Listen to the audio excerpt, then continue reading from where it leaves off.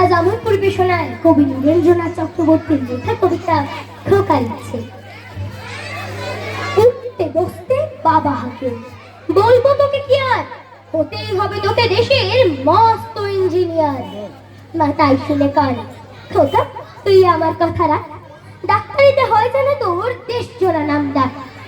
জেঠু বললেন, কি হবে তুই আমি সেটা জানি, তুই হবি এক নোবেল জয়ী বিখ্যাত বিজ্ঞানী। একই সঙ্গে সবাই বলেন অন্য কিছু নয়, এবার তোকে হতেই হবে স্কুলে ফার্স্ট বয়। আমার ইচ্ছে ঘুড়ি উড়াই, লাট্টু ঘুরাই, আর ক্রিকেট খেলি, সাঁতরে করি মস্ত দিঘি পার। কিন্তু এসব করতে গেলে সবাই আসেন তেরে, সবাই বলেন মন দে পড়ায়, এক্ষুনি সব ছেড়ে। কি আর বলবো, এখন আমার অবস্থাটাই এই, লেখায় পড়ায় দিন কেটে যায়, কিচ্ছু খেলা নেই। এক এক জনের এক এক ইচ্ছে, সবাই দিচ্ছেন তারা, তার ফলে ভাই আমার নিজের ইচ্ছে গেছে মারা। ধন্যবাদ।